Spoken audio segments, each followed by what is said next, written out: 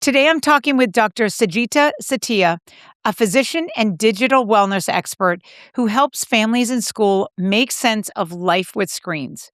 We're talking about what actually matters when it comes to tween and teen screen time, not just how much, but the quality of the content, the impact on sleep and mood, and how parents can tell when tech use is healthy versus becoming a real problem. So, welcome, Sajita. Welcome to the Single Parenting Reset Show, the go-to podcast for single parents of tweens and teens who want to manage screen time, strengthen communication, and build stronger family connections. I'm your host, Tess Connolly, parent and family coach, licensed clinical social worker, and a solo mom to a teenage son. Thank you so much, Tess. It's a pleasure. Thank you so much for being here. I really appreciate it. So I am looking forward to, and I know parents that'll be listening to this are looking forward to hearing from you because you're quite steeped in all of this. So can you talk just briefly, just say a little bit more about the work that you do so that parents have an understanding of where you're coming from? Sure. So I'm a physician for over 20 years and also a digital well-being researcher since last 5 years. My work is more about evidence-based harm reduction, less shame, and more tools to help families, both parents and children, to resist the temptation to doom scroll, protect their sleep, and rebuild real-world belonging.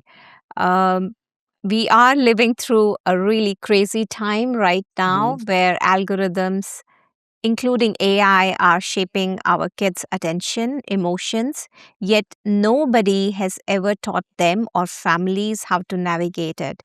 So I'm really passionate about helping families use technology without losing their child's focus, sleep, and mental health. Yeah. And this is exactly I'm so glad that we connected because this is exactly some of the work that I am doing as well. I'm doing the coaching with the parents, and often the first, front facing problem is screen time. And parents always ask me. So we're going to start with that first question, which is like how can parents tell the difference between healthy device use versus like a harmful use of a device? Yeah, thanks for asking this. I'm glad Yeah. that you asked this because I was personally struggling with the same question. And that's the reason I initiated the digital well-being and mental well-being research. So my 15-year-old, when he was 11, he got into online chess during virtual learning during the pandemic, and he would play for hours and hours, and I was puzzled. I was told it's good for him, it's online chess, it's good for critical thinking, problem solving, it's different from other esports and video games. But I knew something is wrong, and I started looking into the evidence, and I felt lost. Even as a physician and researchers, I realized there's so little guidance. And that's how I started the research and started partnering with universities and schools.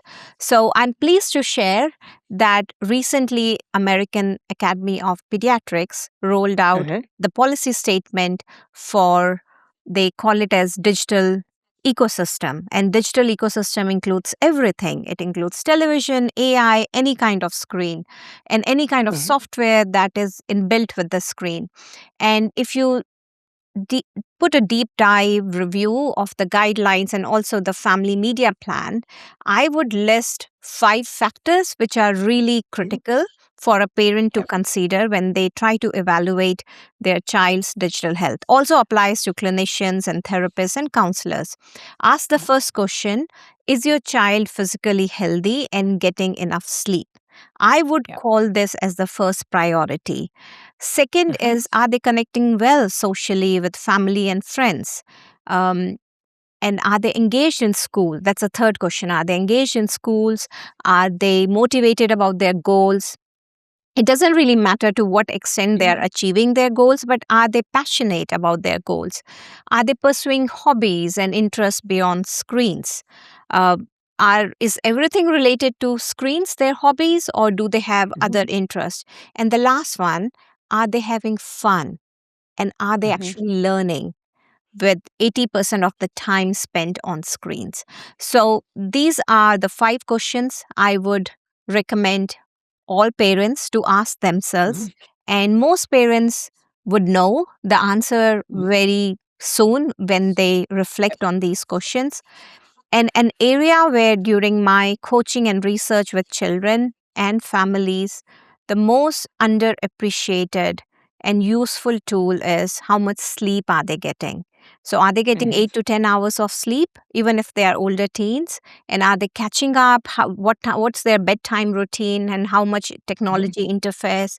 And parents can generally know from mood and well-being if you just combine all the questions together, their Right. social life, mood and well-being.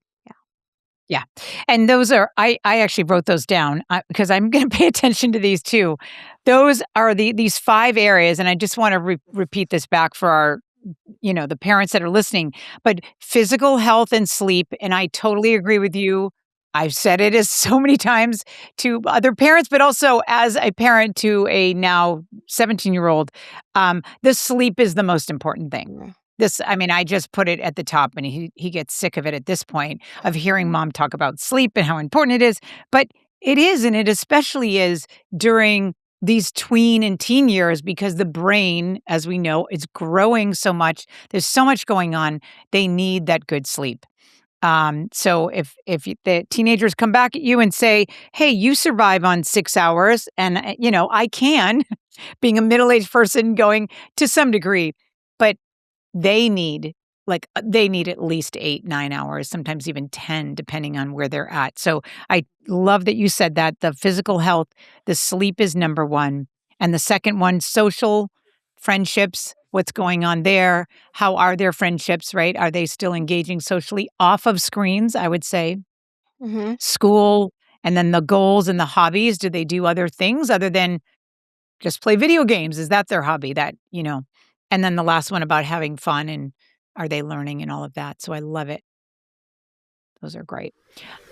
Hi, dear ones. I'm taking a break out of this episode to give you an opportunity to come join the family. What I mean is that when you join my email list, you are not only going to get a copy of my tech reset agreement, which is one of the most coveted pieces of information that I give out to parents when I start working with them. In every family, I hear about the conflict with our screen time and devices. And I've got an amazing agreement I've been using with my son since he was about 8 or 9 years old. So I'd love for you to get that, as well as being on my email list, where you're going to get tips and strategies and stories each week. You'll hear about all the different podcasts, and it's a way for us to connect in a different way outside of this podcast. So click the link right below the show notes, and I will see you on the inside. So I want to ask, I mean, I get this question, in preparing for this discussion. I do get this question a lot from parents, and that is they want to know, are there a certain amount of hours that are appropriate for certain ages? I'm going to ask this. I know that there's a lot of context to this, but what is your sense of that? So I would again refer back to American Academy of Pediatrics guidelines because they have made it crystal clear this time, and I'm so glad that they did. Mhm. That number of hours do not matter. And based on my Okay. personal judgment, I would say they do matter, but that's for preschoolers or elementary school children. From middle Okay. school and high school, I would just rely on this checklist that they have listed Right. out. And number of hours are also subjective. A lot of school work is done on screens. There are also Uh-huh. teen entrepreneurs who are leading activities online and on social media, but they are motivated and driven by their passion to bring a change in this Mhm. world. So I wouldn't compare their 5 hours or even sometimes 8 hours. I have met many teen, founders of nonprofits who are literally fighting for great causes, and they have Mm. finished school early. They are extremely bright, and if they spend, let's say, 6 to 8 hours working, meeting, networking, I wouldn't compare it with another child of same age who is just playing video games or who's just on social media. So Mhm. quality matters, I would say, equally as much as quantity. As a child grows, especially in late teens, quality takes more predominance over quantity. For young children, yes, quantity is important. We can't really expect also a young child, a preschooler, to spend 5 hours on screen learning. It's literally not Right. possible. They don't have Yeah. attention span. Um, so yes, quality matters for older kids, and there is, for example, online schooling now. For certain children, they Yep. end up taking most Right. of the education online. So we can't really compare 5 hours of school Right. time through technology with doom scrolling. So here we need to differentiate bloom scrolling and doom scrolling, and for what purpose is it being used? Right. Yeah, that's great. And that leads me to, the next question, which is I want to just have us go through what does healthy use actually look like? Like, what are the signs? I mean, we've already said some of this, but what do parents want to watch for in terms of like the number of hours, and then how do sleep, mood, and their friendships, school engagement, help us like read the picture? And that's kind of what I want to get this a little bit more detailed so that parents get a sense of like what does the healthy use look like rather than just jumping to we know if they're scrolling TikTok and you can see that sometimes that it's even hidden, but if you can see it, right, that's not ideal. But yeah, we can talk a little bit more about what does that healthy use look like. Absolutely. So, as you said, scrolling TikTok, but are they hiding it? So, Yeah. using devices in shared spaces, and a child is not afraid to hide, even if it's TikTok, it doesn't Mhm. matter. It's fine. But we need to also bridge the boundaries why exactly a child starts hiding. But just to Yeah. narrow down on to your point, if it's used in shared spaces, the child doesn't need to hide, the child is expressive. And Yeah. what exactly is the child following? So, doom scrolling Mhm. versus bloom scrolling. Bloom scrolling refers to accounts that make us grow, they motivate us, they help us learn, Uh, they give mhm. us good values, and they encourage kindness, compassion, empathy. And if a child is watching something related to bloom scrolling, and it could be climate Mhm. change, fighting climate Mhm. change, helping Yeah. others, I would be happy and pleased. It's the healthy use of technology, and that's how technology Yeah. should be used. And even Yeah. on social media, first, of course, it should be delayed as much as possible, the use of social media, because social media is really hard with Mhm. predictability. Yeah. What is Right. shown up to young kids, we don't have much control, and we can't really police them. We can't really watch them 24/7. It's not good for Right. either of us. Yeah. So, if it's used in shared space, that basically removes a lot of unwanted content from viewing, Yeah. and the communication should be super good that a child can Mhm. come to the parent and share anything related to Yeah. what they're watching online, if they are, because oftentimes online bullying escalates to an extreme level because the child Mhm. doesn't report to the parent what's happening, Right. and they do Yeah. not report because they're too scared. So Yeah. healthy use, as long as it's in shared space, it's something like Mhm. bloom scrolling, something that helps them grow, Yeah. develop, it's healthy use. Doom scrolling is unfortunately what most of the Yeah. teenagers are exposed to, mostly through Mhm. social media, where they have little control. Young girls are just thrown up beauty ads and body image concerns, which is absolutely not Yeah. good for their mental health. Right. Right. Yeah, I like that you said that, because I advocate that as well, is getting into a shared space. So even if your teenager, yes, they've had a little bit more extra time on that phone, but they're not far from you. They're Mm. 10 feet away, on the sofa or in a chair nearby while you're cooking dinner, whatever it is.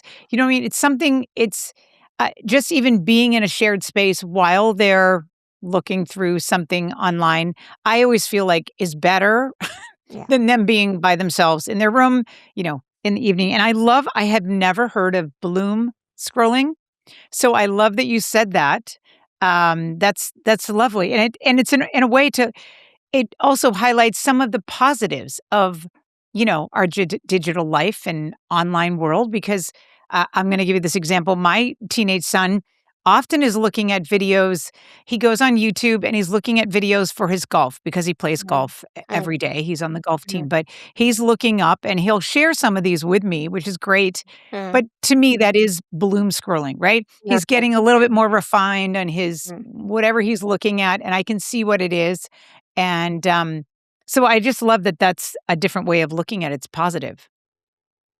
Yeah, Yeah. absolutely. And shared watching is also important. Yeah. Like, if we watch a family movie together as a family, especially with young kids, including preteens, Hmm. because preteens are still pretty okay, they Yeah. love Yeah. joining family as long as Right. it's age appropriate. Watch a movie together, something that helps them grow and ask questions. What did the Yeah. character do? What would you do? So we are also Mhm. making this lovely quality Yes. time into a learning Yes. experience. And I do this often with my 11-year-old daughter, and we have a great time. She looks forward to it. So generally we have Mhm. popcorns and she selects the movie Yeah. and I just make sure it's good. So this screen time we are using to our advantage to build a Mhm.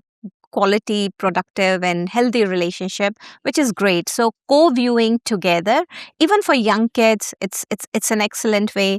And as you said, you watch together the golf videos, and that's also Yeah. very similar in my family. So my children are really into sports. They play for Mhm. the country team, and they are into table tennis. And generally, they're watching table Uh-huh. tennis videos. They even record their own videos and keep watching them, and apparently, it Mhm. helps them play better. So it's Yes. also bloom scrolling. It helps you play better. It builds a muscle memory, which move to use. So you're Yeah. taking technology to your advantage, which is wonderful. Yeah, definitely.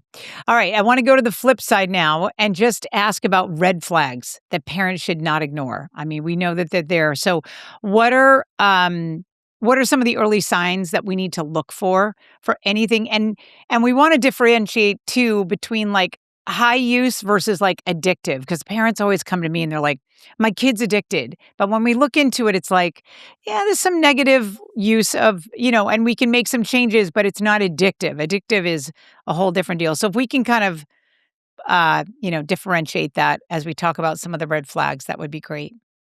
Absolutely. So before I go into the red flags, I would also make Yeah. parents and listeners aware there are Mhm. currently gaps in terms of definition and diagnosis of problematic Mhm. device use.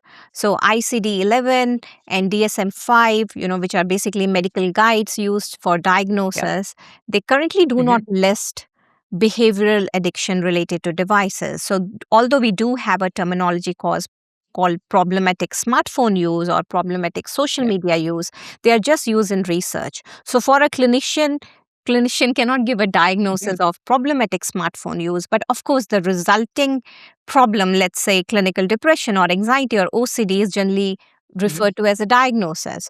Now, and that's why families struggle, because the root Mhm. cause is never addressed. Of course, you can Yeah. prescribe them pills and therapy for depression, but again, if if we model the right digital behavior, a lot of these can be prevented or they can be solved by eradicating the root cause. Mhm. And to Yeah. address this, a lot of researchers are leading a lot of initiatives. So I have been following Dr. Nagata from University of California. He's a pediatrician researcher, and recently his study was published in JAMA, one of the most Mhm. reputed medical journals. Mhm. He researched around 4,000 kids, mostly preteens over 4 years, and he laid out some factors which could reflect addiction. So, for example, withdrawal, tolerance, Mhm. conflict, relapse. Now, these are quite similar to substance use addiction, Yeah. but not exactly the same. And that's Mhm. why it's the main reason why we still don't have a diagnosis as such related to problematic technology use, because although we see some overlap between substance use or drug use and device use, the problematic use, it's not exactly the same. And Mhm. again, the differences related to culture, age, family background, they Yeah. enhance the manifestation significantly. But I think just going to the study, the recent JAMA study, looking into specific features such as conflict, how often Mhm. do parents and children end up in conflicts? And I have seen Mhm. great conflicts. I have seen children throwing Yeah. things at their parents. I've heard, I'm sure Yes. you have too. So I would Yes. call it really advanced conflict in that Right. stage. So when we encounter repeated conflicts, let's say every Yeah. day or every other day, there is a problem. And Yeah. most of the problems, I wouldn't say they are related to children, they are just related to communication and phrasing. Often Mhm. parents, clinicians, educators, they end up blaming kids when most of Mhm. the kids are basically just chronically sleep deprived. I would say Yeah. 70 to Yes. 80% of the behaviors are related to chronic sleep deprivation. Yep. So, if you want to fix anything, first fix the sleep, Yep. your connection, communication, and then you go with any boundaries. So, that's as you say, I watch your videos and we are totally aligned. I love when you Yes. say the first step, the bridge is the communication. But going back to your Yeah. question about looking into specific signs and symptoms apart from Mhm. conflict, I would look for withdrawal. Like oftentimes, especially with online gaming, which Mhm. thankfully still has DSM-5 classification, Yeah. online gaming disorder, and WHO has also called it a disorder. But because of reimbursement issues, generally kids do not receive this diagnosis. But Yeah. similar to behavior addiction, kids want to get rid of it. It's not like they don't Yeah. want. They don't want to be on social media. They don't want to be playing video games all the time, but they Yeah. can't help it. So Yeah. helplessness, even withdrawal at times, tolerance, like they don't get pleasure by spending 4 hours on social media. They want to spend more and more time on social media and they can't help it. They don't want Mhm. to, but they can't help it. So helplessness in this situation is really great. They become really moody, agitated, aggressive whenever this Mhm. topic comes up. So I would call it Yeah. absolutely, this is a clinical problem now, which needs Mhm. help at many layers. But the first layer Yeah. is taking away the guilt and the blame from the children. Yeah. Yeah. Absolutely. And I completely agree with you. We are aligned that um when the child cannot get off the device, and I've heard this from parents where they're trying to manage this every single day. They sometimes have to go and hide their devices. The kids are, flipping out, and having major tantrums, and tantrums, for a 14-year-old look quite significant. Of throwing things because they don't have their device. That is, we're talking about that's getting into a place where it's a problem, definitely. I wanted to go back just quickly because I don't want to miss it. You mentioned a doctor. I wanted to understand who that is, just so we have that. Who is the doctor you just mentioned? It Dr. was an article Nagata. in JAMA. Yeah, Dr. Jason Nagata, Okay. Nagata. Yeah, he's from University of California, and his study came out recently. But again, this study is on preteens, and it's also Okay. very alarming. He found almost 25% admit of considerable time, which is reflective of addictive behavior. So we are talking about 1 in 4, and these kids are like 9 to 11, really young kids, That which is. is alarming. And I think another factor that he mentioned, which I would also like to correlate and associate with the recent guidance from American Academy of Mhm. Pediatrics, which is mental well-being and digital well-being go hand in hand. So if Mhm. children use Yeah. digital technology, especially social media and online games, Mhm. to boost their mood, it's a red flag. And I Yeah. would strictly advocate against it. And Yeah. the AAP guidance is the same. They are interrelated. Children who can use offline tools and self management Mhm. tools to regulate their mood and behavior, and they do not depend on digital devices, they Yeah. have both good mental health and good digital well-being. But children who rely on devices for feeling better, they Yeah. suffer from both poor digital habits and poor mental well-being. And this study, it's exactly the same. So the study by Mhm. Dr. Nagata, he found that around quarter of the kids who also have more Mhm. addictive problems, they rely on social media for boosting their mood, which is a red flag. Uh, So your yeah. child should be coming to you, parent, is the Mhm. best gift and Yeah. present. The parent is the social media for the Yeah. child. The parent is the connection, the source of connection for the child. And if a child reaches to social media instead of going to the parent, that's the first sign Mhm. that it may manifest into any problem or addictive use. Yeah. Yeah, definitely. I like that you said that. It's true. We hope that that's what we're working towards, right? Is that we are the connection point when they hopefully like they come in the door or they're getting ready to leave, that we are that connection point as opposed to a phone, grabbing the phone. Yeah, because it's so easy to do. All right, I'd like to, if we can, just shift a little bit, and I want to talk about, because this is relatively new for us parents, but is AI, right? Mm-hmm. And because we've been hearing a lot about it, I know that my junior in high school is using it much more often to help figure out.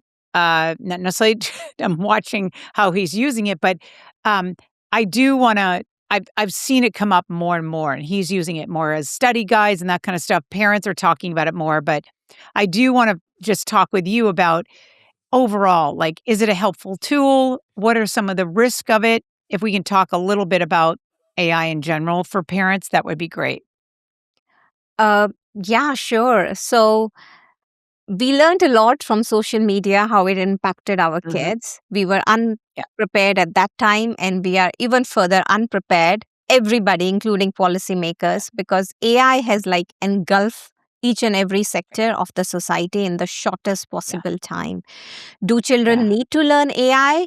I would say they don't have a choice. Every job, Mhm. every role is now going to be fully equipped with AI sooner or later. Yeah. It has already started happening. Schools Mhm. were trying to push away for some times, and most of the schools have given Mhm. up and they are embracing AI now. Yeah. Many schools even recommend or use Notion. I don't know if you have heard, it can really simplify homework. It's like all Mhm. kinds of chatbots, you name it, from all models of Claude to ChatGPT and Gemini Yeah. inbuilt, and they can choose it. It gives them prompt what is missing about their application, about their homework. It's a great tool. Okay. Some schools have not adopted it yet. It's also expensive, but some schools have started Mhm. doing it. Especially the high end international schools are already like, yeah, let's go with it.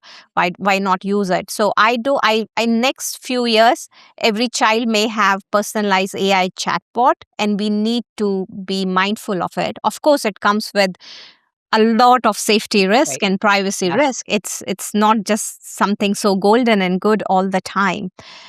I personally feel, based on what I have seen around with Mhm. kids, Yeah. the emotional dependency on a chatbot Mhm. is a real risk. Because to Okay. a Yeah. child, even if they know at the end of the day it's a bot, especially to a Yeah. teenager who craves belonging, and Right. in the real world, the attractiveness of a voice chat with an AI bot Mhm. is too lucrative. Yeah. And the emotional dependency can manifest in a lot of forms. It can definitely affect their critical thinking. There's always a Yeah. cognitive overload. Whosoever has ever used AI, our brain cannot process the information at the same speed at which AI gives you information. Yeah. So you spend an Yeah. hour doing any kind of study or research with Mhm. AI, you would notice you feel really tired. It's not just like Google search or reading a book or a Mhm. journal. It's very Right. different. So we need to Mhm. be aware of the risk that come along. Yeah. There's AI reported psychosis and some individual rare reports, but the risk remains. And I would recommend all parents and children to Mhm. first not have any AI chatbot in their phones. So yes, there is Okay. ChatGPT, there is Yeah. Claude, and they have voice activated functions. But phones are sneaky. They go everywhere. Mhm. They're hard to Yeah. resist. And to build their critical thinking, they need to take these decisions. They need to feel Yeah. sad. They need to feel bored. It's how the Yeah. muscle is built when they grow up. So Yeah. just because they feel bored or they feel sad, they should not be reaching to a bot to help them out. And removing it from their phones helps it, but talk to them, communicate. Mhm. involve them in the consent process, that Yeah. they are fully Yeah. on board.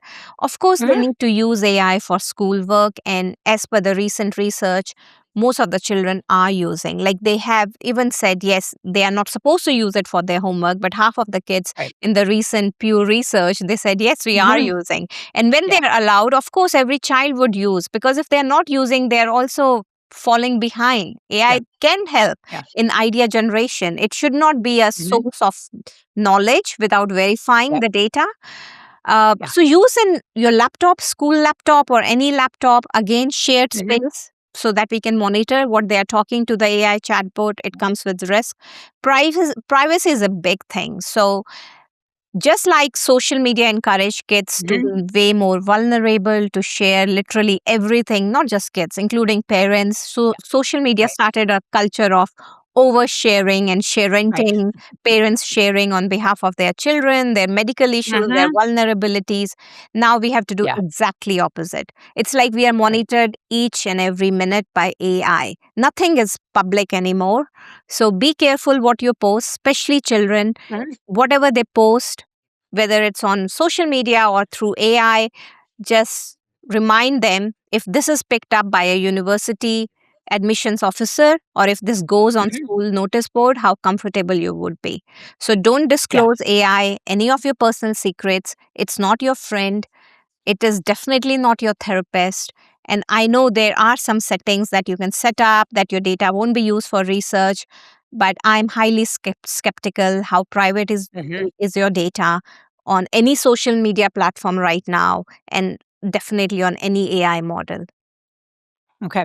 Um, yes, there are settings that you can use, but I just want to go back to you had said for parents at this time for AI, because I haven't talked that much about even, publicly, like on my podcast, I haven't done a lot with AI.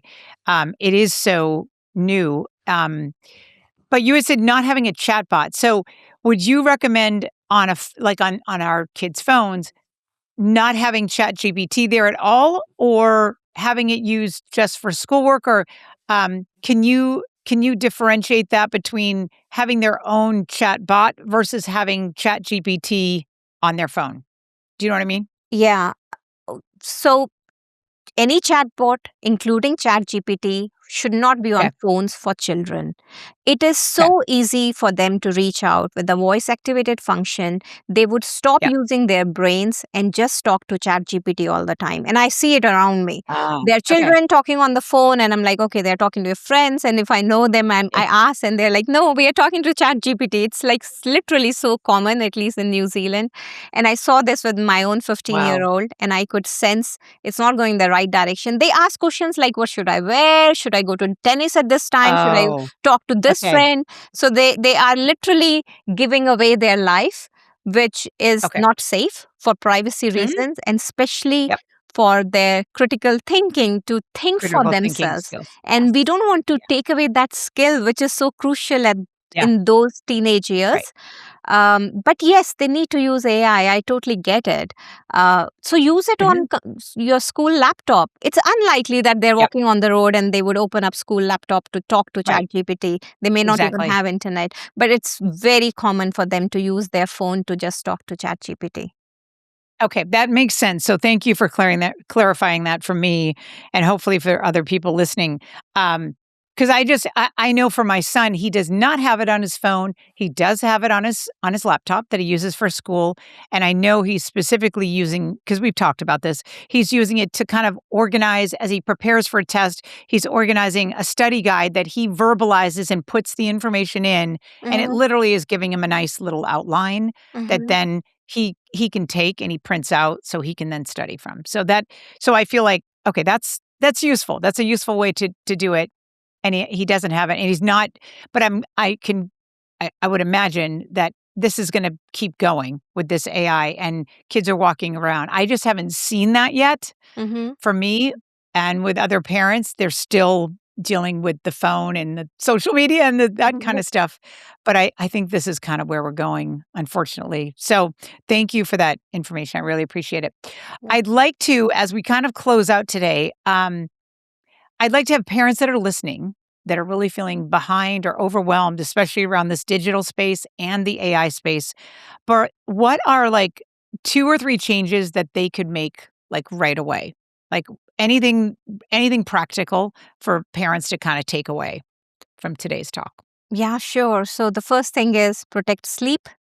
If Yep. you really need to protect something, as the first Mhm. priority is to protect your Yeah. child's sleep. And for doing that, you need to make sure that all devices are outside their bedrooms. So research has shown just the Yeah. mere presence of a device in bedroom can disrupt sleep, Yep. and that should apply to everybody, not just your children. Yes. It should be a family Yeah. rule.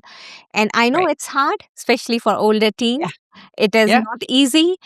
So build on your connection, your communication, and I Mhm. would one thing if I can give to parents as a parent Yeah. myself of a teenager and a preteen, spend 15 minutes. If 15 minutes is difficult, just spend 2 to 3 minutes today Yeah. with your child and tell them if they ever do anything wrong, if they are ever in Mhm. trouble, even if they did something wrong, something Yep. terribly wrong, you will Mhm. always forgive them and you will always love them the same.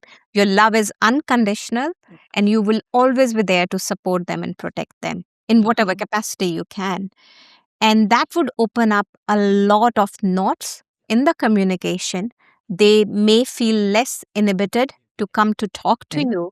And after that, you Mhm. can lay down the rules and slowly Yeah. build that muscle of connection. Start with 2 minutes, extend it to 15 minutes, start doing Yeah. some chores together, but you have to make it Mhm. fun for them. So often parents start, okay, this is our bonding time, but it ends up in a Right. lecture or a conflict. Yeah. So that should be Yes. exactly opposite. You need to be patient. Just 10 minutes of Yes. your day, give to your child Yeah. so that you can give everything in their life. So these few years Yeah. will determine what kind of person they become. Be patient, Mhm. be ready for aggression. I don't want to spend time with you and Yeah. all the rude comments. And slowly they crave belonging. They are pack animals. Mhm. Teenagers are not another species. They Yeah. are also mammals. They are humans. They need this connection for their survival. Mhm. Oh, I'm so happy that you said all of that. Oh, that's I love it. Yes, the practical thing of get the devices out of the bedroom. This is the biggest problem, like in the screen time area that I hear.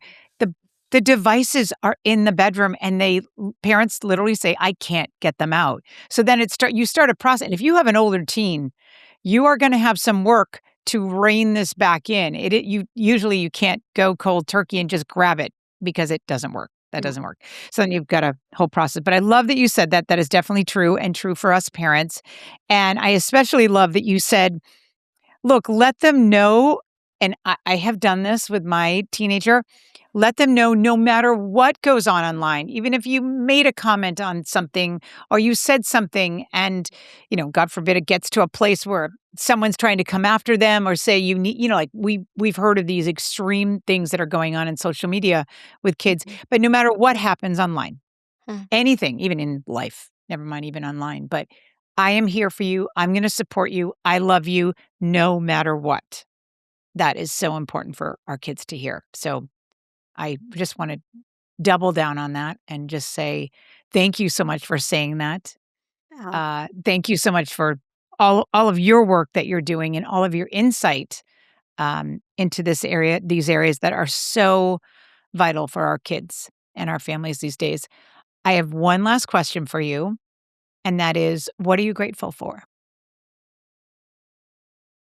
I'm grateful for my parents, my children, Mhm. my husband, and all the people who have helped me shape becoming the Right. best version of myself. Even to people who have criticized me because it has helped me grow, um, Yeah. who have somehow even broken my heart at times. I'm also Mhm. grateful for Mhm. them because I wouldn't be what I am today and I wouldn't be Mhm. where I am if I would not have met them. So I'm grateful for although hard times, harsh times, but I'm still Yeah. grateful for them. Oh, wonderful. Thank you so much, Sajita. I really appreciate you being on the podcast today. My pleasure. I loved it. And I look forward to connecting with you again sometime. Thank you. Yes. Thank you. Thanks for tuning in to the Single Parenting Reset Show. Remember, I'm here with you twice a week. Every Tuesday, I answer your questions about parenting tweens and teens, real life challenges with real reset strategies. Every Thursday, I bring you conversations with experts and guests who get what it's like to raise middle and high school kids on your own. And hey, if screen time has become a daily battle in your home, because let's be real, it is for most of us, I've got something to help. Grab my Tech Reset Agreement. It's a simple guide to help you create a clear, calm plan around screens without being the screen time police. Just click the link in the show notes and get your copy. Your reset starts now. Until next time, keep going. You're not doing this alone. I'm right here alongside you.